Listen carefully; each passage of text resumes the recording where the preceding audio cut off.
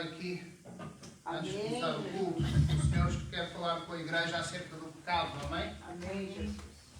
A igreja precisa de ser doutrinada acerca do pecado. A igreja moderna às vezes não está preparada para lidar com o seu pecado. Ela tem pouca importância, dá pouca importância ao pecado e à sua consequência.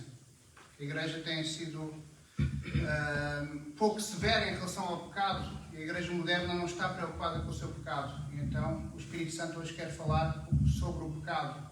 Amém, Jesus. Pelo contrário, muitas vezes a igreja até esconde o seu próprio pecado. E tem muita gente dentro da igreja mal resolvida em relação ao pecado. Portanto, o Espírito Santo hoje quer exortar sobre o pecado. Aleluia. Como vencer o pecado. Como vencer os pecados escondidos, como vencer os pecados ocultos. Amém? Então vamos começar no verso 6. 32:6. Números 32. Vamos começar no verso 6. Amém? Amém. Então se aproximaram dele e disseram: gostaríamos de construir aqui os currais para o nosso gado e cidades para nossas mulheres e filhos. Mas nós nos armamos e estaremos prontos para ir à frente dos israelitas até que tenhamos levado o seu lugar. Enquanto isso, nossas mulheres, nossos filhos morarão nas cidades fortificadas para se protegerem dos habitantes da terra. Não retornaremos aos nossos lares enquanto todos os israelitas não receberem a sua herança. Não receberemos herança alguma com eles em outro lado do Jordão, uma vez que a nossa herança seja dada do lado leste, do lado de cá do Jordão. E disse-lhe Moisés: se fizerem isso perante o Senhor, vocês armarem para a guerra e serem armados, todos vocês, atravessarem o Jordão perante o Senhor, até que Ele tenha expulsado os seus inimigos da frente dele, então, quando a terra estiver subjugada perante o Senhor, vocês poderão voltar e estarão livres da sua obrigação para com o Senhor e para com Israel. Esta terra será a propriedade de vocês perante o Senhor. Verso 23. Mas se vocês fizerem isso, se vocês não fizerem isso, estarão pecando contra o Senhor e estarão certos que vocês não escaparão do pecado que cometeram. Na versão Almeida vai dizer: porém, se vocês não fizerem assim, eis que pecaste contra o Senhor e sabereis que o vosso pecado vos há de achar. E outras traduções irão dizer: e o teu pecado te achará. Glória a Deus. Os irmãos podem sentar. Irmãos amados, este texto que acabámos de ler, ele relata um momento do povo de Deus que está prestes a chegar à Terra Prometida. É um momento que antecede a chegada à Terra Prometida. Eles estão no lado a chegar ao Jordão, que vão chegar ao Rio do Jordão. O Jordão, do lado de lá é o Jordão, e eles estão do lado de cá. Quando eles chegam do lado de cá, eles veem uma planície toda verde, cheia de pastos verdejantes. E havia duas tribos, que era a tribo de Ruben e a tribo de Gad, que eles tinham muito gado. E eles eram, portanto, brilharam os olhos a ver aqueles pastos verdejantes, aquelas terras cheias de água, prósperas. E eles falaram a Moisés: se nós ficamos aqui deste lado, nós não precisamos passar para o outro lado, nós não queremos nenhuma herança do lado de lá, nós ficamos do lado daqui, ficamos com estes pastos, ficamos aqui e erguemos as nossas cidades aqui, vocês podem ir à guerra. Era esse o contexto do texto que acabámos de ler. Portanto, eles não quiseram mergulhar, eles não quiseram ir para a terra prometida, eles não quiseram a herança que Deus lhes tinha dado. Eram duas tribos que lá estavam. A terra de Gileade é uma expressão que existe, é usada em Gênesis capítulo 37 para descrever toda a totalidade do território de Israel para cá do Jordão. Portanto, Deus prometeu a terra prometida para lá do Jordão. Eles só precisavam de passar o Jordão. E as tribos de Ruben e Gad, elas tinham muito gado e elas não quiseram passar. Não havia aquela barreira natural do Rio Jordão, ela também era uma barreira que protegia os israelitas. Deus, na sua soberania, Ele sabia que aquela barreira era uma barreira natural. Ele sabia o que era melhor para o seu povo. Mas o seu povo, aliás, aquelas duas tribos não sabiam o que era o melhor para elas. e quiseram ficar do lado de cá do rio. Eles ficaram à mercê dos seus inimigos. E muita gente está assim hoje, irmãos.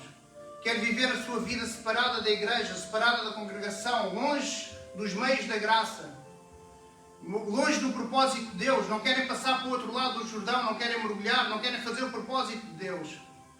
E ficam à mercê dos seus inimigos, porque Deus sabe o que é melhor para eles. E dizem do seu coração: aqui está bom, tem pastos verdejantes, terras muito férteis, aqui podemos ser independentes, não nos falta nada, aqui não precisamos de guerrear. As tribos de Ruben e de Gad estavam assim, encontraram pratos cheios, encontraram terras férteis, encontraram prosperidade, terras abundantes, os seus corações ficaram ali, não é? E as tribos o Jordão era uma barreira que protegia os inimigos.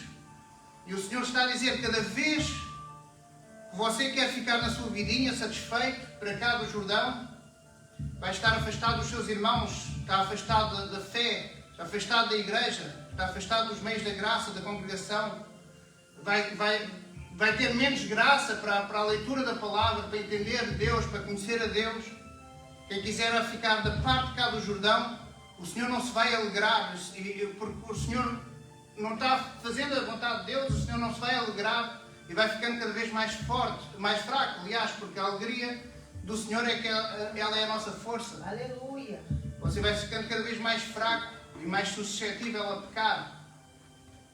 O verso 23 diz: porém, se não fizeres assim, eis que pecaste contra o Senhor, e sabei que o vosso pecado vos há de achar. O vosso pecado vos achará.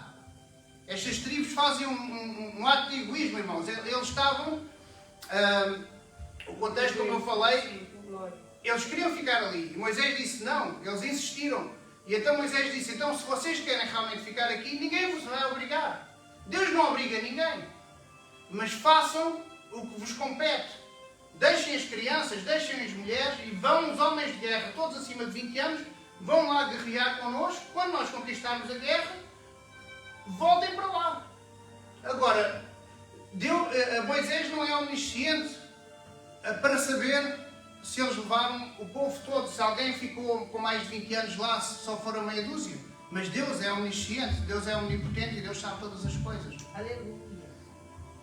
E essas tribos, num ato de egoísmo, procuraram os seus próprios interesses. Embora a promessa fosse para lá de Canaã, eles ficaram do lado de cá. Muitas vezes Deus tem um propósito para as nossas vidas, mas nós empacamos, ficamos do lado de cá, no conforto, no lugar que nos dá mais conforto, no lugar onde nós possamos ser prósperos, independentes, materialmente, viver de uma forma confortável. Era isso que essas tribos queriam. Essas duas tribos também estavam desinteressados pela causa dos irmãos. Nós vimos mais tarde a consequência. Apesar das terras serem muito férteis, elas ficavam isoladas das outras tribos. Eles ficaram à parte. E então nós vemos que mais tarde, em Números, vamos ver que também são os primeiros a ser perseguidos. São as primeiras a serem afastadas da terra. E então nós vemos também que há uma timidez, há um bocado de timidez, porque eles não querem guerrear, eles não querem... Primeiramente, eles não queriam ir para a guerra, eles não queriam... É um sentido pecaminoso da falta de coragem. A palavra de Deus diz em Apocalipse 21, os tímidos não herdarão o reino, os covardes, os tímidos, conforme a tradução que é os indecisos do Evangelho, aqueles que não assumem a posição perante Deus. Por isso Jesus nos deu a ordenança do batismo. O Lucas foi batizado, o irmão Cláudio, a irmã Chiara, que agora não está aqui também, para que nós expomos publicamente a nossa fé em Deus. Amém.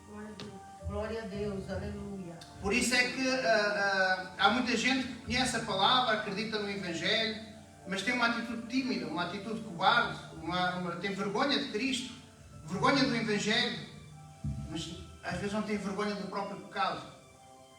E as pessoas dizem que são simpatizantes da fé, mas são covardes, não têm coragem de aceitar a Cristo.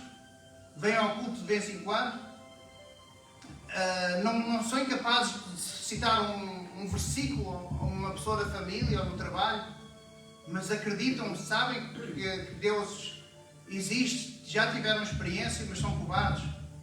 Em Mateus 10:34, Jesus disse: não penseis que eu vim trazer a paz à terra, mas eu vim trazer a espada. Perante o momento que Israel estava a passar, havia uma maior necessidade de sinergia. Israel estava a passar por uma guerra. E as tribos tinham que estar juntas. Tinha que haver uma união das tribos, uma harmonia, uma sinergia. E quando a igreja está passando por tribulação, por aflição, por guerra, a igreja está a crescer. Mas ela precisa estar unida. Ela precisa de haver uma sinergia, uma harmonia entre os fiéis. Para que a bênção de Deus também esteja presente. Aleluia. Eu tenho pessoas, irmãos, que fazem parte das igrejas, vêm aos cultos, mas abdicam dos meios da graça, não aceitam a doutrina, não vão aos cultos de doutrina, não oram pela igreja, não entram na guerra espiritual pela igreja, não se identificam, são pessoas egoístas da fé. E a falta de apoio daquelas duas tribos, apesar, mas eram só duas tribos, eram 12, as outras 10 estavam bem, mas aquilo significava 20% do exército. Além disso, era significativo. As tribos de Ruben e Gad quiseram ficar à margem.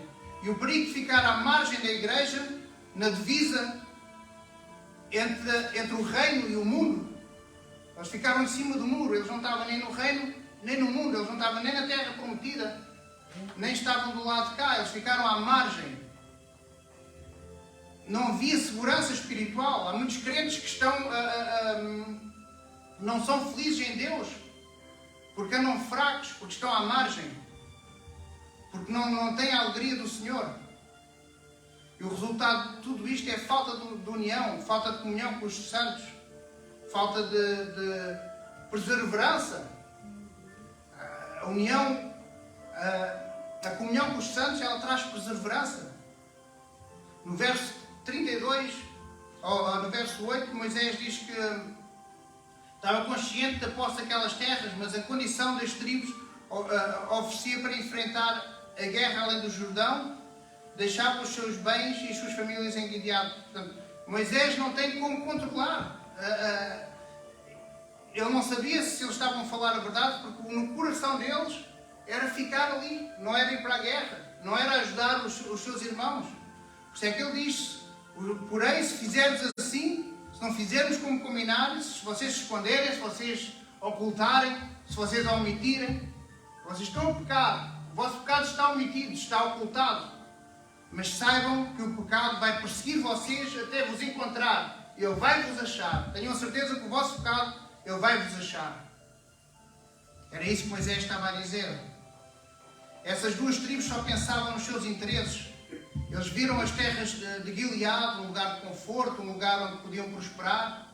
Mas a palavra de Deus diz que semeaduras irresponsáveis trazem colheitas amaldiçoadas. Muitas vezes as nossas atitudes, as nossas escolhas, as nossas decisões são decisões erradas. São decisões que trazem um jugo muito grande para as nossas vidas. Quando Paulo escreve em Gálatas 6, de não vos enganeis, pois de Deus não se zomba. Tudo aquilo que o homem semear, também ceifará. A lei da semeadura. Todos sabem o final de cor e salteado, não é? De tudo o que semear, colherá. Mas o mais importante é que de Deus não se zomba. Deus vê tudo, Ele está sempre presente. O Senhor está dizendo através de Paulo: não se escarnece de Deus. Não se vive sem temor de Deus. Não se vive como se Deus não estivesse vendo. Não se desliga o telefone na cara de Deus. Agora não posso atender, agora não vou atender a Deus, eu agora não vou ouvir aquilo que Deus está a dizer, eu agora não vou seguir a palavra de Deus. Sabemos que Ele sonda tudo, Ele vê tudo. Deus Santo. O nosso pecado nos há de achar. Com esta frase, Moisés mostra o perigo do pecado, a gravidade do pecado. O pecado persegue o homem até o achar e deixa-o numa consciência perturbada, uma sequidão de estio, causa males físicos, males mentais, espirituais. Por isso é que Moisés adverte. Ele está, quando ele vê quando o povo faz pedido, Ele sabe o que é que está na intenção do coração do povo. Não é fazer a vontade de Deus. E eles queriam deixar as 10 tribos irem sozinhas. Glória a Deus. As tribos de Ruben e Gad se orgulhavam muito de ter muito gado. Deus, glória. Um dos pecados deles também era o orgulho, não é? Como nós falámos, a timidez. Eles achavam que não precisavam das outras tribos. A igreja hoje também se orgulha, pensando que é santa. Ela age às vezes como a igreja de Laodiceia, quer ser independente. Se orgulha de ser uma igreja eleita, uma igreja escolhida. O orgulho leva o homem a pensar que é mais do que aquilo que é, pensar que ele é superior. O orgulho leva o indivíduo a exaltar-se ele próprio, a ter uma atitude mais elevada do que aquilo que realmente é. O sentido espiritual do orgulho é a independência de Deus. Por isso é que é dos piores pecados que existe. Provérbios 13:10 diz que da soberba só contém contenda. Toda a sorte de pecado nasce da soberba, nasce do orgulho. Todos os pecados, antes de serem consumados, eles passam pelo orgulho. As pessoas mentem por causa do orgulho. As pessoas se iram por causa do orgulho. As pessoas cometem adultério por causa do orgulho, vingança, ódio, ira por causa do orgulho. Que raspe qualquer pecado que você tiver, no interior desse pecado você vai encontrar o orgulho. Por isso nós temos que combater a raiz do pecado. Aleluia. Todo o pecado é como uma cebola. No seu interior você vai tirando casca, e no interior você vai encontrar o orgulho. A vida de pecado dos ímpios se vê no olhar orgulhoso e no coração arrogante, dizem Provérbios. Todo o pecado tem no seu interior o orgulho. O orgulho é a raiz de todos os pecados. E já vista que se revelou, Satanás se revelou através da soberba, através do orgulho. Satanás queria ser igual a Deus, aliás, ele queria ser melhor que Deus. Queria viver acima de Deus. E a essência do pecado é soberba, é o orgulho. Satanás colocou a soberba, depois dele se orgulhar, depois dele ser soberbo, ensoberbecer-se em relação a Deus, ele vai e coloca a soberba no coração do homem. Satanás, ele disse a Eva: se vocês comerem da árvore do conhecimento do bem e do mal, certamente serão como Deus. E o homem quis ter essa soberba, aceitou essa soberba. O orgulho é a causa de todo o pecado. É a causa do pecado original do homem. E bastou um pecado para a humanidade chegar ao ponto em que chegou. Para a humanidade ficar decadente como está. Por isso o cristão ele deveria odiar o orgulho, combater esse pecado com unhas e dentes. Aleluia. O orgulho nos faz adorar a nós mesmos, ser auto-idólatras. Faz o homem venerar a ele próprio, louvar a ele próprio, cultuar a ele próprio. E hoje até na igreja o orgulho entra, nos púlpitos. Fazem cultos ao homem, fazem cultos ao pregador, fazem cultos ao cantor gospel. Fazem cultos para louvar o homem fica no centro em vez de Deus. Colocam os cartazes com a atração, não é mais Deus, nem um versículo lá está a cara do homem. E as pessoas vão ao culto para louvar, para adorar o homem. O orgulho inverte a ordem natural das coisas. Nós fomos feitos para adorar a Deus, não o contrário. Nós fomos feitos para ser um louvor da sua glória. Aleluia.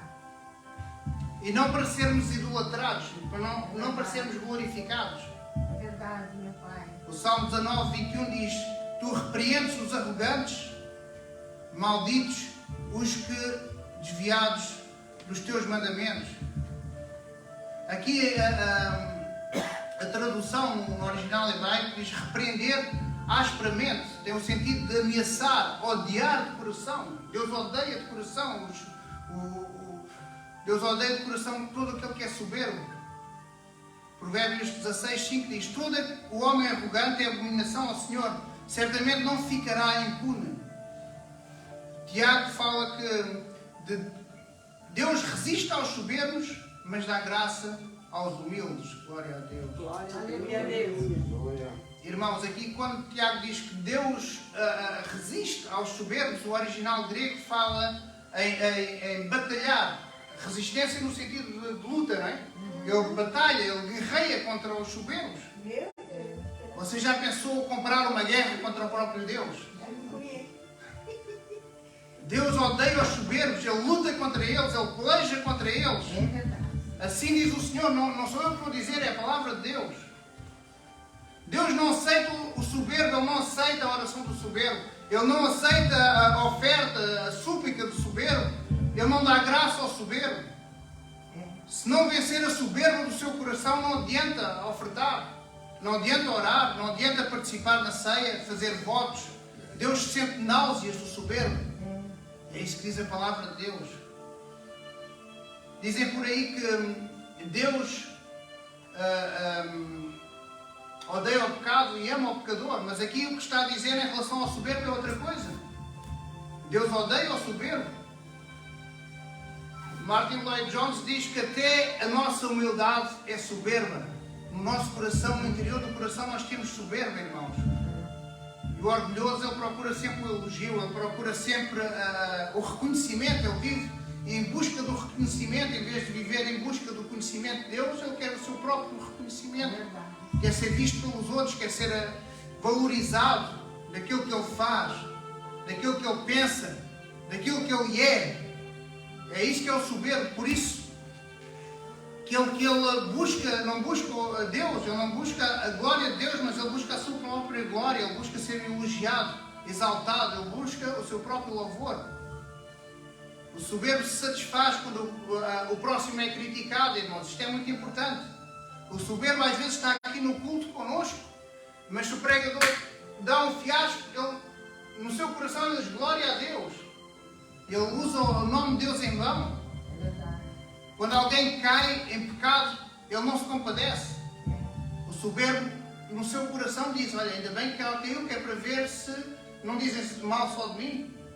Ele não se compadece das almas. Ele ainda usa o nome de Deus em vão. Ele diz, eita glória a Deus, quando alguém canta mal, quando alguém cai em pecado, quando alguém faz fiasco.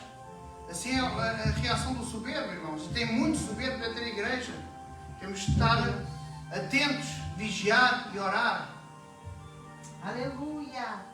Deus Santo. A inveja é orgulho. O orgulho leva à inveja. E que às vezes o que eles têm é inveja no seu coração, eles reagem assim. O soberbo, em vez de se alegrar com a bênção do próprio, ele se entristece e ele inveja. E esse é o pedido que as tribos de Gad estavam a fazer e de Ruben. Era um ato de egoísmo. Eu comparo a Gênesis 13, quando Ló olha para aquelas planícies, estavam lá os pastores Ele aproveitou aquela guerrilha, não é? Entre os pastores de Abraão e os pastores de Ló. Estavam lá, não, isto é meu, não. Estavam numa guerrilha uns com os outros e Abraão disse assim, Ló, queres ir para a direita? Vai para a direita. Queres ir para a esquerda? Vai para a esquerda. O que tu não quiseres, eu fico. Mansidão, piedade. Glória a Deus, aleluia. Aleluia. E Ló olhou, como Eva olhou para aquela maçã que brilhava, ela olhou para as planícies de Sodoma e Gomorra. Não, é ali que eu quero ficar. É para ali que eu vou. Eita glória. Ele foi pela consciência do seu coração. Glória a Jesus. Foi guiado pelo seu coração. Ele viu uma planície bem regada, como Ruben e Gad também viram. Ele quis ficar ali. Essas sofreu as consequências do pecado. Ele que sofreu as consequências da cobiça. E mais tarde aquelas cidades iriam ser destruídas. Eles tiveram o mesmo comportamento que o cristão tem às vezes, o cristão mundano às vezes tem quando segue a carne, não é? Ele não entra na terra prometida. Deus Santo. O cristão às vezes ele não quer passar o rio de Jordão, Deus glória. não quer se aprofundar nas coisas espirituais. não precisa, diz já que as coisas não precisam de ser conquistadas. Prefere o conforto, as coisas prósperas, pastos verdejantes, Aleluia. pratos cheios, coisas abundantes. As tribos de Gad e Ruben, ao verem a Gileade, acharam que eram prósperas pastagens e cobiçaram, quiseram para elas. Mas o que Deus tinha prometido era outra coisa. Glória a Deus. Deus tinha falado com eles e tinha prometido outra coisa. O pecado de Eva também foi comer o fruto, também veio da cobiça, irmãos. Milhares de frutos estavam lá, eu creio que milhares de árvores. E Deus disse, só não comam daquele fruto que está naquela árvore. Mas foi este fruto que eles quiseram, que Eva quis comer. Foi este fruto que Satanás incutiu a soberba no coração dela. Motivação errada, irmãos. Motivação errada, ela leva o crente a fugir da cruz. Promove campanhas financeiras, pastos verdejantes, abundantes e prósperos. A motivação errada leva a uma fé errada. E a fé errada, entrando no nosso coração, ela vai apodrecer e leva ao pecado. E o pecado consumado, ele leva à morte. A palavra de Deus diz em Provérbios 16, 18: o orgulho vem antes da destruição e o espírito altivo antes da queda.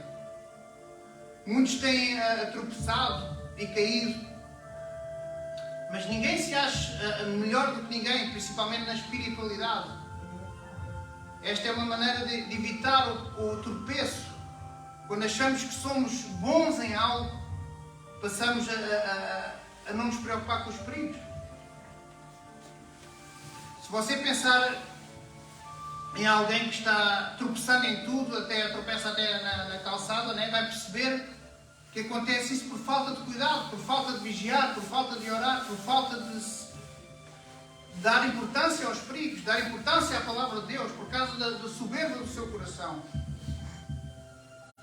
E atrás disso vêm vários pecados, como o desequilíbrio, não é? São situações que às vezes nós chamamos, mas todas elas vêm da soberba do coração. Situações que às vezes podíamos evitar, desequilíbrios, a arrogância de achar que não vamos pecar. Isso eu não vou fazer, isso comigo não, eu não. A palavra de Deus diz, fuja da aparência do mal. Aleluia. Empurrão, às vezes nós dizemos que a culpa é do outro. Quando um cego está guiando outro cego, quando pecamos com a ajuda de outra pessoa, não devemos deixar-nos responsabilizar por o pecado. Pessoas que começam a falar de alguém, a reclamar do trabalho, a ouvir pessoas a falar mal do trabalho, nós damos ouvidos. A palavra de Deus diz, não deem ouvidos ao diabo. Fazem piadas com duplo sentido e nós dizemos amém, nós rimos, sem perceber que estamos a fazer os mesmos erros, estamos a ser coniventes. Por isso devemos escolher muito bem as nossas companhias, aquilo que nós somos coniventes, aquilo que nós acolhemos com alegria. As más companhias, elas corrompem os bons costumes. Mas seja qualquer tipo de pecado, ele é uma ofensa à glória de Deus. A Bíblia diz que Deus odeia o pecado e odeia o pecador. Deus odeia o pecado e abomina o pecador. Deus não consegue contemplar o pecado, porque Ele é santo, Ele é 3 vezes santo. Ele tem nojo do pecado. Efésios 2 diz que o pecador é filho da ira, é filho do diabo, é filho do juízo de Deus, está morto em seus pecados e delitos. A Bíblia diz que o pecador está afastado de Deus, o pecador é inimigo de Deus. E hoje em dia o pecado é afastado. Se não fosse a misericórdia de Deus, se não fosse Jesus Cristo, o seu sacrifício, aquilo que Ele fez para nos reconciliar com Deus, nós estávamos como o mundo. E hoje em dia o pecado é praticado deliberadamente, é um estilo de vida no mundo. Nós vemos que o pecado é aquilo que é normal, nós vemos nos anúncios, nem vale a pena abrir a televisão, mas vemos em todo o mundo naquilo que naquilo que as pessoas falam, naquilo que as pessoas dizem, nos comportamentos. O pecado é o comportamento do mundo. E enquanto o mundo bebe, a iniquidade, se embriaga com a iniquidade. Os crentes estão se alimentando de dons carismáticos, de línguas estranhas. Uns são calvinistas, outros são arminianistas, outros são assembleianos, outros defendem a quadrangular, a universal. Tem crentes que querem ser proféticos, curas, campanhas, prosperidade, curandeirismo, secretismo religioso. Demasiadas almas que estão querendo também teses religiosas, mas estão-se afastando do verdadeiro Cristo, daquilo que Ele fez por nós, que é o mais importante, do Evangelho, da redenção dos nossos pecados. Pouco se prega sobre o pecado, sobre a gravidade do pecado. Prega sobre teologia, prega sobre o arminianismo, o que é que o Lutero disse, mas prega-se pouco sobre a gravidade do pecado. Nós precisamos ser alertados, doutrinados, exortados sobre o pecado. Aleluia! Glória a Deus. Lutam para ter dons, lutam para ter conhecimento, mas não lutam contra o pecado. Todo o homem, quando peca, ele fica num estado desvirtuado. Sai da linha, sai do caminho estreito, encontra-se perdido, precisa de voltar ao caminho, precisa de confessar, precisa de se arrepender, precisa de abandonar o pecado, precisa de ser cuidado, precisa de ser trazido de volta. E eu não vejo muito isso nas igrejas, irmãos. Meu Deus! O pecado traz graves consequências e isso tem sido evitado em falar. Não se tem confrontado com o pecado, não se tem alertado para o pecado. Ele é uma semeadura, uma semente de joio, uma semente maligna, que quando cai na terra ele vai nascer. E ele poliniza o resto, ele contamina o restante da fruta, ele contamina o restante do trigo, ele poliniza. É um vírus que, se não for curado, é como um câncer, é um cancro. Ele vai causar totalmente destruição. Você andar com o pecado, se não tratar dele, é como andar com dinamite, com bombas. Têm que ser desativadas. Aleluia!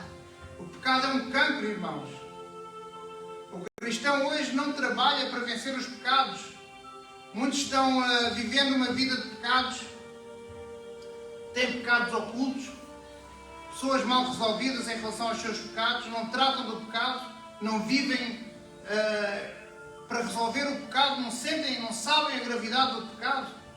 O pecado precisa ser tratado.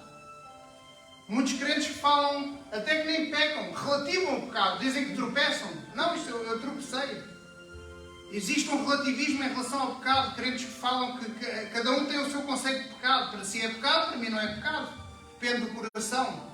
O meu coração diz que não é pecado. Depende da circunstância, depende do ponto de vista, não é? Não, eu sou pobre, agora a minha vida está mal, eu posso chegar ali e roubar aquele dinheirinho, porque a circunstância é essa. Pecado é pecado, irmãos.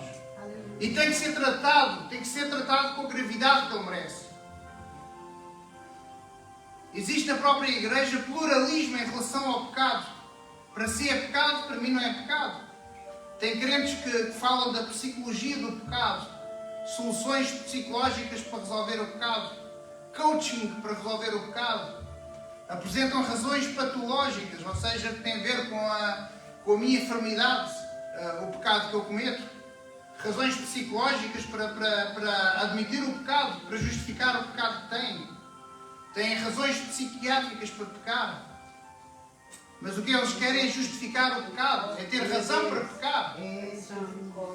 Tem muitos crentes, irmãos, que eles começam até a falar da vida do próximo, a dizer, não, aquele irmão assim, aquele pastor assado. Porque o que eles querem é pecar. E eles tentam arranjar justificação na vida dos outros, na quadrilhice deles, para justificarem eles próprios que eles podem pecar. Porque o que eles querem é pecar. Há quem pregue nos púlpitos na igreja a dizer que o pecado é bom. O pecado traz consequências desagradáveis, irmãos, desastrosas. O pecado traz consequências irreversíveis, muitas vezes. Porque o pecado é tudo aquilo que nós fazemos contra a santidade e contra a natureza de Deus. O pecado é uma ofensa à santidade de Deus e por isso ele é grave. Quer seja uma transgressão ou um tropeço, ou um empurrão do próximo, ou um desequilíbrio, será sempre uma rebelião contra Deus. Será sempre uma iniquidade. Porque o pecado ele pode ser evitado. Todo o pecado é uma quebra da lei de Deus. A lei de Deus ela foi feita para proteger o homem. Assim como o homem faz leis, não é? Já não pode andar a mais de 120 na autoestrada porque se passar um animal, nós temos tempo para conseguir parar, nós temos que ter o cinto de segurança porque se nós batermos podemos morrer. Toda a lei ela foi criada para nos proteger. E a lei de Deus foi criada pela soberania de Deus, pela omnisciência de Deus, para nos proteger. A lei de Deus é 100% certa. E se nós Aleluia. não queremos viver sobre a lei de Deus, nós vivemos à mercê de nós próprios. E Deus tira a mão protetora de nós. Quebrar a lei de Deus é virar as costas para Deus. É dar as costas à vontade de Deus. É dar as costas ao próprio Deus. Glória a Deus. O pecado ele torna-se iniquidade quando a lei de Deus ela é distorcida. E hoje, irmãos, se vocês estiverem atentos, acontece muito isso. Os próprios crentes, dentro da igreja, os próprios crentes pegam num versículo, tiram do contexto para criar um pretexto para pecar, para criar um pretexto para a sua própria iniquidade. Isso é iniquidade, é uma distorção da lei de Deus. Vocês não estão debaixo de uma indulgência papal. Temos que tratar do nosso pecado. Temos de confessar o nosso pecado, arrepender do nosso pecado e abandonar o nosso pecado. E se não começarmos a resolver o nosso pecado hoje, o nosso pecado nos achará. É o que a palavra nos disse. O pecado vai achar vocês. Meu Deus, tu és santo. E quando o pecado nos descobre, quando traz os julgamentos divinos sobre nós, ele vem-nos trazer uma consciência pesada, vem-nos trazer uma sequidão de estilo, vem-nos abater os nossos ossos. Às vezes ele encontra-nos rápido. Outras vezes ele demora mais tempo a encontrar. Nós temos em exemplos bíblicos, em Mateus 26, Pedro começou a rejeitar a Jesus, jurando que não o conhecia, e imediatamente o galo cantou. E aí ele se arrependeu.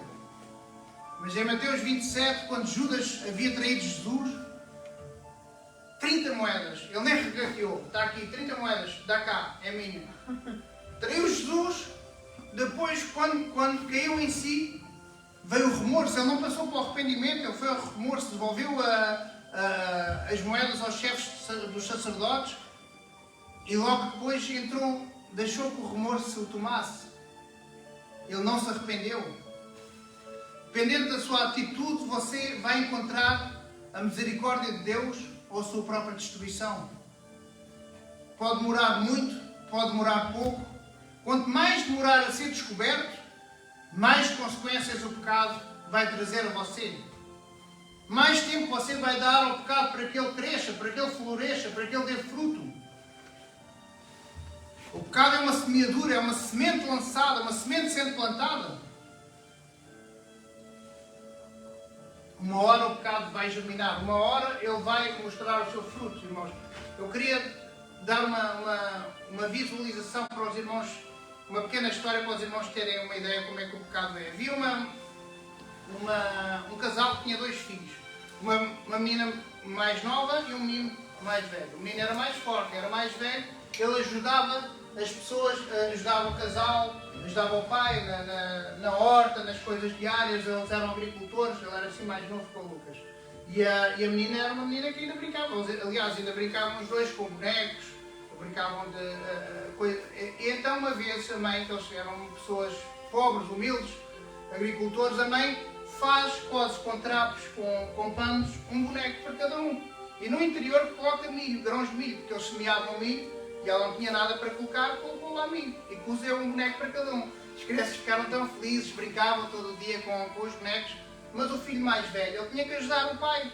E então ele começou a ganhar aquela inveja da irmã. Então, mas a irmã pode brincar todo o dia com a minha boneca e eu não posso. Eu estou sempre a ser chamado pelo meu pai. O meu pai está sempre a chamar-me.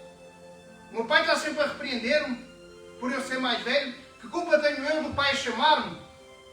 E ele começou a ganhar aquele ódio no coração. Hoje tem crentes também que ganham inveja do mundo. Tem inveja. Porquê que eu sou chamado pelo pai? Porque é que eu tenho que fazer a vontade do pai e os outros podem fazer a sua própria vontade? E o que é que ele fez? Ele pegou na boneca da irmã, se eu não posso brincar, ela também não pode brincar. Ele cavou um buraco fundo, enterrou a boneca da irmã e a irmã ficou muitos dias chorando, triste, muito abatida, e ele não se compadeceu. A irmã só chorava. Os pais não sabiam o que é que ela tinha, sabiam que ela não tinha mais, tinha perdido, não sabiam, procuraram em todo lugar, não encontraram. Passou meses e meses e meses. E aquela criança ficou abatida, ficou com depressão. Até que um dia, num sítio onde não tinham plantado nada, eles viram um milho a crescer. E os pais ficaram admirados, porque eles entenderam a lavoura, foram cavar e foram tirar o milho. E lá encontraram o boneco. Encontraram o boneco. O pecado dele foi encontrado.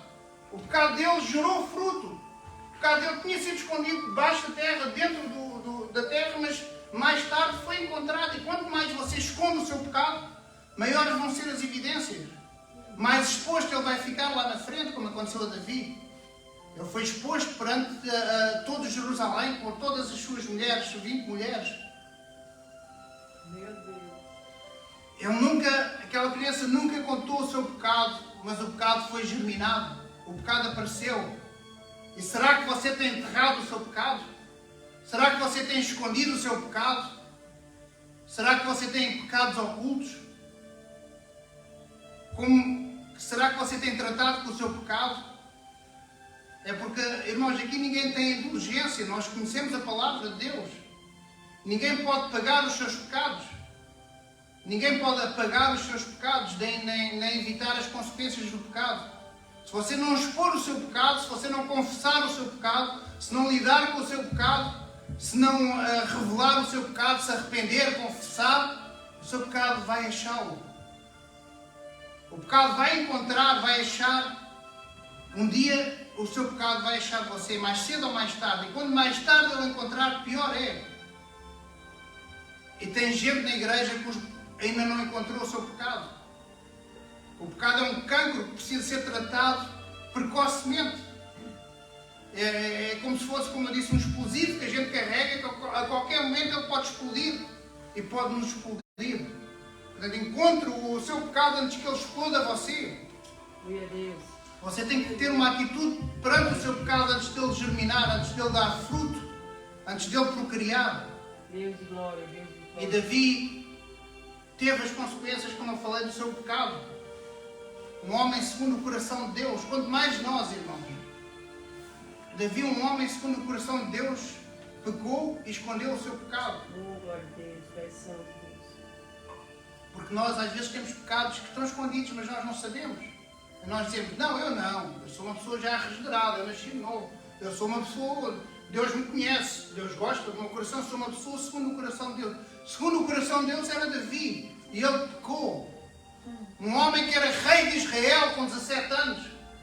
Um homem que da idade de Lucas matava leões e ursos. Quanto mais nós, irmãos. Por isso é que nós não podemos ter vaidade de santidade. Não podemos dizer, não, comigo não.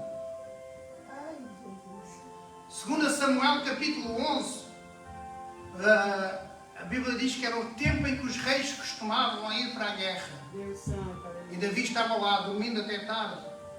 Levantou-se Davi tarde do seu leito e viu uma mulher formosa tomar banho e perguntou quem era. E eles disseram, é Batseba, é filha de Eliã, é mulher de Urias. Irmãos, além de ser não era a mulher dele, além de ser... Ele fez 2 pecados. Além de não ser a mulher dele, era a mulher de outro. E ele mandou chamá-la e adulterou com ela. Ele fez adultério e fornicação, porque ela não era a mulher dele e era a mulher de outro. E temos depois, Batseba mandou dizer a Davi, estou grávida.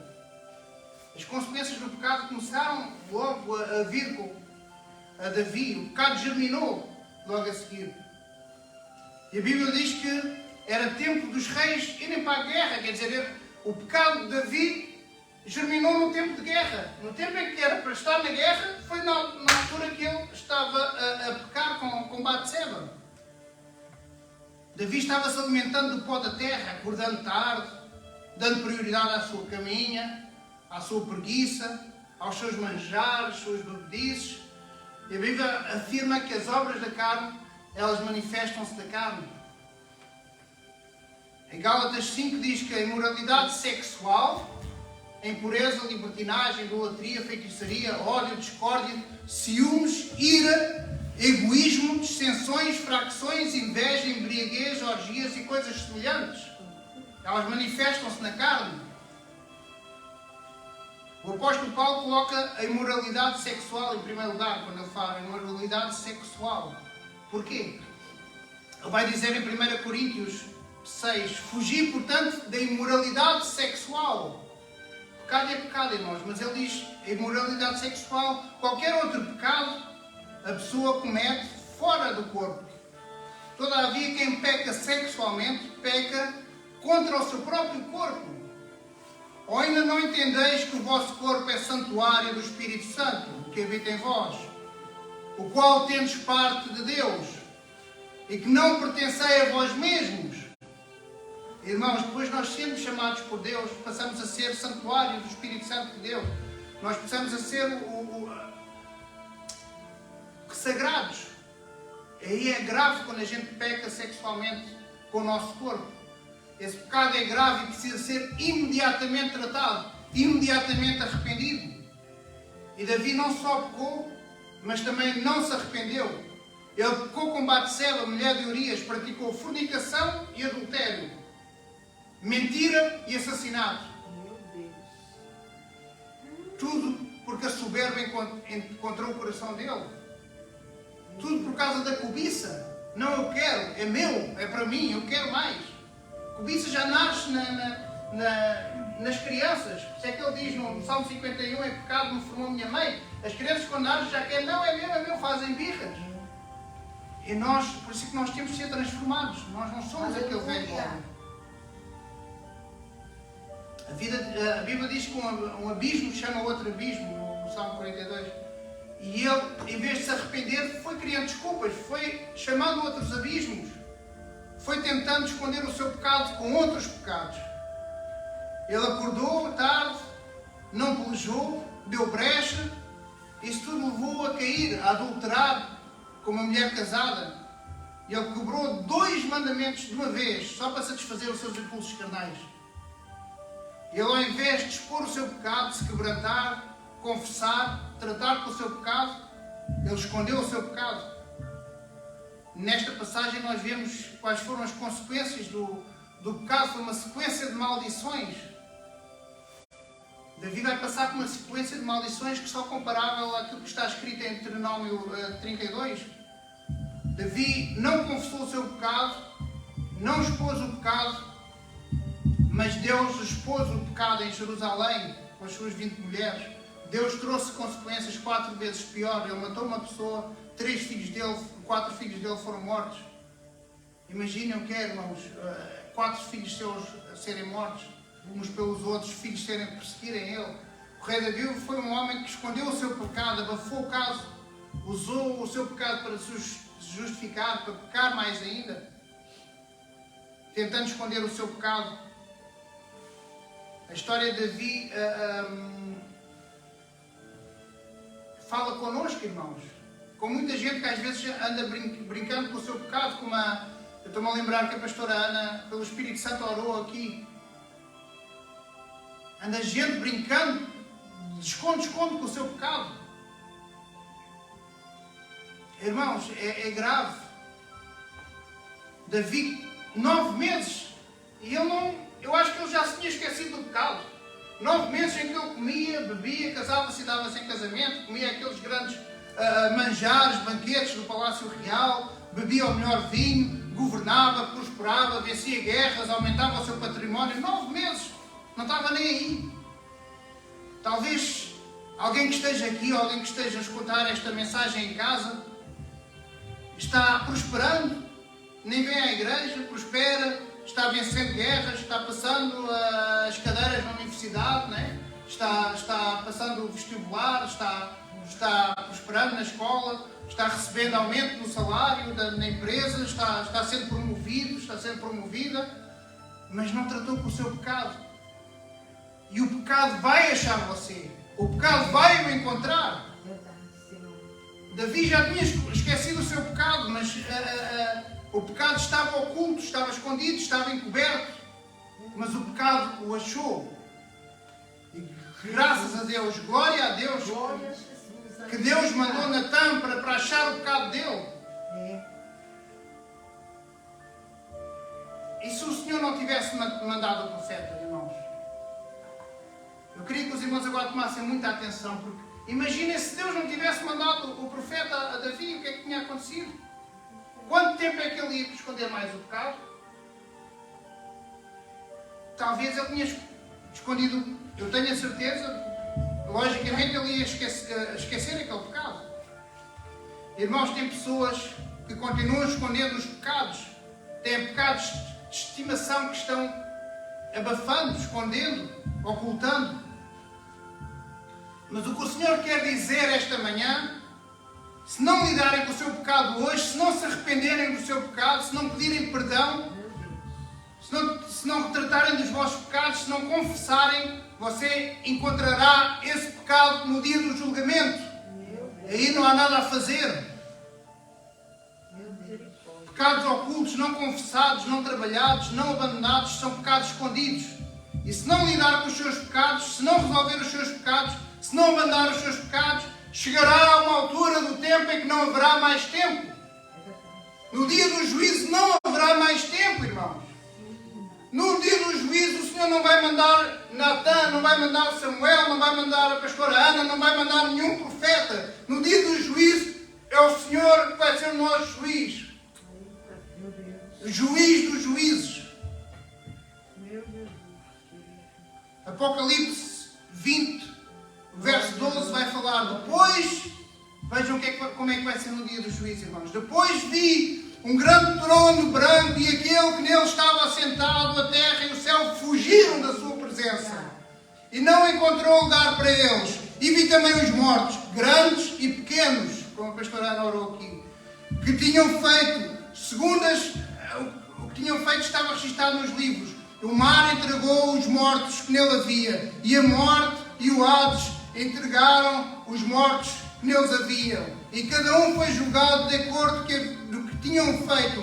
Então a morte e o Hades lançados no fogo do inferno. Ou seja, a segunda morte. Misericórdia, Senhor. Ali, irmãos, os livros vão se abrir e vão ser expostos os nossos pecados ocultos. Todos os pensamentos, omissões, intenções do coração. Irmão, você vai ser julgado pelo aquilo que fez e pelo aquilo que deveria ter feito e não fez. Pelos pensamentos e pelas intenções do coração. Pelas obras e pelas palavras ditas, pelas palavras ouvidas, escutadas. Tem pessoas que não se arrependeram ainda de alguns pecados, não lidam com o pecado com a importância e com a gravidade que ele merece. Senhor Jesus. E que se não se arrependerem, se não pedirem perdão, se não confessarem, vão encontrar os seus pecados no dia do julgamento. Meu Deus, meu Pecados Deus. ocultos, não confessados, não trabalhados, não abandonados, eles continuam escondidos.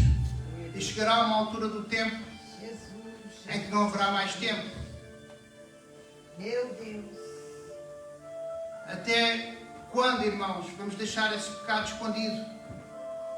Se você não confessar, se continuar escondendo, se não for ao encontro da pessoa a quem precisa de pedir perdão,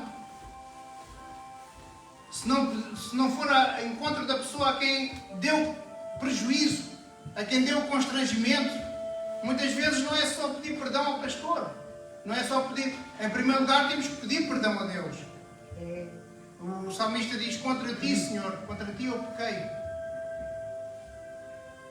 Mas nós precisamos de ir ao encontro de pessoas às quais nós estamos mal resolvidas.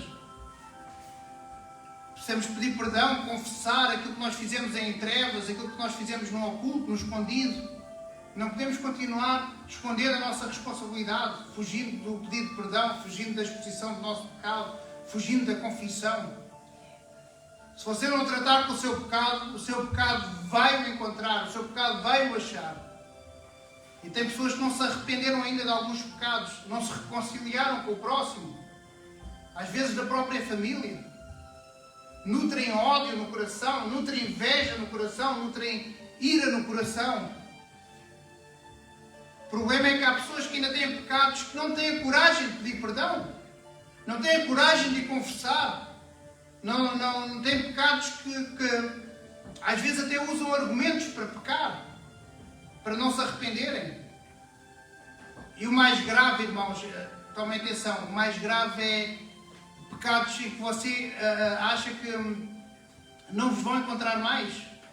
Aqueles pecados em que você está a fugir de resolver eles. Está a dizer, não, é para amanhã, é para depois, e não resolve. Ou outros que você pensa que já não vão encontrar, mas eles vão encontrar. Mas você acha e não resolver, e não os encontrar agora, você vai encontrá-los no dia do juízo. Aí é tarde demais. Aí eles vão levar você para o inferno.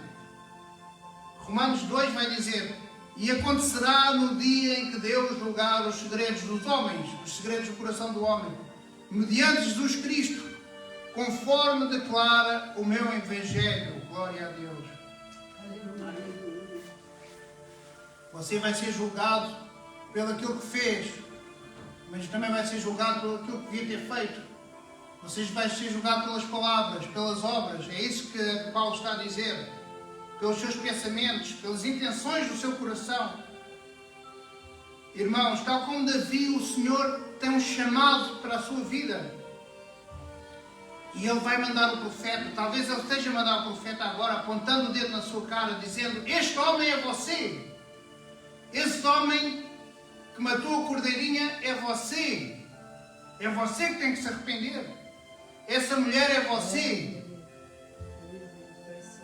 Se você está a ser julgado nesta terra por Deus, a palavra de Deus diz em 1 Coríntios 11, 23, para que não sejamos julgados pelo mundo, para que não sejamos condenados pelo mundo. Portanto, se nós estamos a ser julgados por Deus, glória a Deus. Antes caiamos na mão do Deus vivo. No dia do juízo não terá esse profeta apontando o dedo para nós. Quem esconde os pecados não prospera, mas quem confessa alcançará a misericórdia. Aleluia. Amém. O Senhor é bom e a sua misericórdia ela dura para sempre. Glória a Jesus. A palavra de Deus diz todos pecaram e destituídos estão da glória de Deus. Quando diz todos pecaram, todos na Bíblia. Davi pecou, vocês pecaram, eu pequei, todos pecaram. E destituídos estamos da glória de Deus. A diferença é que entre aqueles que venceram o pecado e os derrotados. A diferença está na atitude que se tem em relação ao pecado. Davi se arrependeu no Salmo 51, aliás eu já preguei aqui no Salmo 51, é uma excelente explicação como quebrantar a alma e levar ao arrependimento. Meu Deus. O Salmo 51 nos ensina o caminho ao arrependimento. A pastora Ana lembra-se de uma altura em que eu devo ter lido umas 500 vezes, ou 5.000 vezes. Mas o Salmo 32, quero compartilhar aqui com os irmãos, é um salmo que nos mostra a majestade de Deus, aquilo que Ele faz connosco através do arrependimento, quando nós nos arrependemos. Ele fala dos benefícios do perdão, como grande e poderoso e necessário é o perdão de Deus. Aleluia! Glória a Jesus! O homem não consegue viver sem o perdão de Deus. O homem não consegue viver se não for reconciliado com Deus. Aleluia. Aleluia! O Salmo 32, irmãos, Glória a Deus! ele fala, bem-aventurado aquele cuja transgressão é perdoada, Meu Deus! cujo pecado é coberto, glória a Deus, que nos cobriu o nosso pecado, o sangue de Jesus. Aleluia! Bem-aventurado o homem a quem o Senhor não imputa maldade, pois os pecados já foram imputados para ele. Os nossos pecados já foram amputados de nós e imputados para Jesus Cristo. E cujo espírito não há engano, glória a Deus. Quando eu guardei o silêncio, envelheceram os meus ossos. E pelo meu bramido todo o dia, porque aquele dia de noite a tua mão pesada pesava sobre mim. A nossa consciência pesa, irmãos, para que nós confessemos o pecado, para que nós tratemos com o nosso pecado, para que nós fazemos as pazes com Deus. E o meu amor se tornou sequidão de estio. Glória a Jesus. Confessei o meu pecado e a minha maldade, e tu perdoaste a maldade e o meu pecado. Glória a Glória a Deus. Deus. Glória a Deus. Davi estava satisfeito, alegre, feliz, bem-aventurado. Ele sentia-se um homem de sorte. E o motivo da sua felicidade, irmãos, não era as posses, não era o gozo, não era as mulheres que ele possuía, não era a satisfação não vinha das conquistas, da sua beleza, dos seus impérios, os impérios que ele construiu, das guerras que ele ganhou, mas a sua felicidade, a sua completude, ela vinha da paz para com Deus. Amém, Jesus. Ele estava alegre e satisfeito. O motivo da sua felicidade não era as guerras que ele ganhou, os povos que ele conquistou, aquilo que ele construiu, mas era a paz para com Deus. Como é feliz, bem-aventurado, aquele que tem as suas transgressões perdoadas, Aleluia. os seus pecados apagados. Como é feliz aquele que Deus não atribui iniquidade, não atribui hipocrisia. E enquanto eu escondia os meus pecados, definhava de tanto gemer. Fala-se num estado espiritual decadente, irmãos. É. Mas quando eu confessei os meus pecados, aleluia, glória a Deus. Glória a Jesus. Irmãos, temos que confessar os nossos pecados, primeiramente a Deus, com precisão. Temos que confessar o dia e a hora, os pormenores de iniquidade que nós fizemos nos nossos pecados. Todos os pormenores, todos os nossos detalhes, tudo aquilo que nós fizemos, temos que confessar a Deus, irmãos. Depois temos que confessar também ao nosso irmão, ao nosso próximo, a quem nós ferimos, a quem nós demos prejuízo, a quem nós demos constrangimento, às vezes sem saber. Vamos pedir ao Espírito Santo para nos mostrar e vamos ter com o nosso irmão ainda hoje, se puder ser, irmão. Glória a Deus. Peça perdão à igreja, ao seu pastor, à sua pastora, a quem você saber que tem intimidade, a quem Deus enviar ao seu encontro. Compartilhe com os santos. A palavra de Deus diz em Tiago 5,16: portanto, confessem os seus pecados uns aos outros e orem uns pelos outros, para serem Até que fim, Jesus. curados. Glória a Deus. É isso que Glória cura, a Deus. irmãos. Deus trará-nos a cura através da sua palavra. A oração do santo, ela é justa. A oração do justo, ela é santa e ela é poderosa, irmãos. Davi estava satisfeito, feliz e alegre. Ele estava em paz. E quais foram os pecados que ele estava a dizer que foram perdoados? Ele fala em três pecados, três formas de pecado. Salmo 32. A iniquidade, a transgressão é perdoada e cujo pecado é coberto. Iniquidade, transgressão e pecado. Davi refere-se à totalidade, todas as formas de pecado, toda a sorte de pecado é perdoada por Deus. Jesus tem o poder de perdoar todo o pecado, todas as formas de pecado. E por isso é que Davi estava alegre, era a plenitude do perdão. Deus tinha a plenitude do perdão. Ele estava feliz. Não importa qual seja o pecado, Deus tem perdão para nós esta manhã. Glória a Deus. Os nossos pecados podem ser vermelhos como escarlate, eles se tornarão brancos como a neve. Amém. Puros. Glória a Deus. Embora sejam rubros como a púrpura, eles podem ser alvos como a lã branca. A obra de Cristo é muito mais extensa do que aquilo que às vezes nós falamos ou podemos imaginar.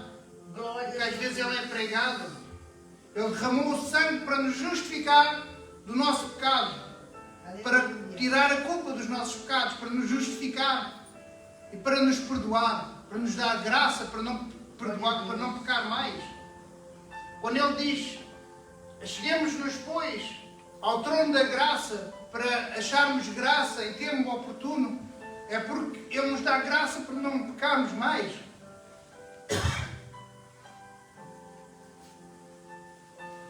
Ele também foi crucificado para crucificar a nossa natureza velha, para que nós possamos crucificar a nossa natureza em Cristo. Ele consumou o sacrifício para podermos experimentar o poder da cruz, para podermos ter domínio sobre o pecado, sobre as concupiscências da carne, o poder da cruz para filtrar os olhos, o poder da cruz para para filtrar os ouvidos, para ter filtros espirituais nos nossos ouvidos, para não ouvirmos aquilo que não devemos escutar. O poder da cruz contra a raiva, o poder da cruz contra a falta de perdão, o poder da cruz contra as feitiçarias, contra a idolatria, o poder da cruz contra as inimizades, as porfias, os ciúmes, as pelejas, as distinções, as frações, o adultério, a lascívia, tudo isso, a cruz tem poder, irmãos, e nós devemos usar esse poder, o poder da cruz contra as obras da carne. Glória a Deus. Não espere que o pecado o encontre, que o pecado Amém. não vai encontrar você, é você que tem que encontrar o pecado. Glória a Deus. Hoje mesmo você pode ir ao encontro do perdão, pode pedir perdão a quem pecou, feriu, deu constrangimento, deu prejuízo. Hoje mesmo você pode vencer o pecado. Aleluia. Encontre o pecado hoje, encontre a fofoca hoje, encontre a preguiça hoje, encontre o rancor, a raiva hoje. Faça uma varridela no seu coração hoje, irmão. Deus Santo. Vamos encontrar o ressentimento, a avareza, o suborno, a propina, a bagunça, a balança enganosa, o amor ao dinheiro que é a raiz de todos os males, o vício da internet, a todo o tempo leva à imoralidade. Encontre os caminhos que levam à pornografia, os caminhos que levam à morte. Hoje mesmo você pode enfrentar e vencer todo o embaraço, Amém. a bebedeira, a glutonaria, tudo aquilo que é embaraço. Encontre hoje. Há pessoas que têm como Deus o seu próprio ventre, não é? Como a palavra de Deus diz. Encontre todo o tipo de profanação do seu corpo, porque o seu corpo é templo do Espírito Santo. E resolva, irmãos. Enfrente, confesse e abandone. Amém. Examine-se o homem em si mesmo e veja se está na fé. Peça discernimento ao Espírito Santo que Ele mostra. A Bíblia, irmãos, a própria Bíblia é um espelho. Nós podemos nos rever no espelho da palavra de Deus.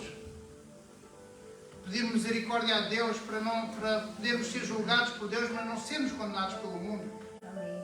Quem cobre as suas transgressões nunca prosperará, mas quem confessa e abandona alcançará a misericórdia. Glória a Deus. Amém, Deus. Glória a O Deus. Senhor tem perdão esta tarde para nós. Ele tem perdão para quem pedir perdão, irmãos.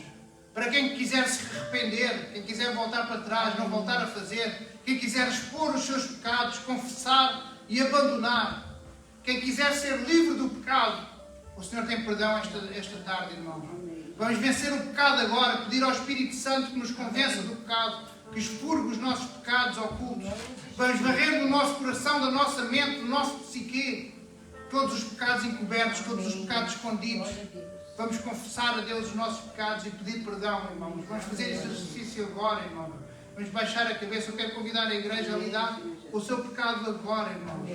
Na presença de Deus, baixa a sua cabeça. Quem quiser se ajoelhar, se ajoelhe. O Senhor vai nos conceder agora uma visitação poderosa, Pai. Eu creio. Se quiser se ajoelhar, se ajoelhe. Não tenha vergonha de confessar os seus pecados. O Senhor está presente. Amém, Jesus. O Senhor pode discernir os nossos Glória a erros. Deus. Sim, meu Deus. Só o Senhor pode expurgar até os que desconhecemos. Ó Senhor.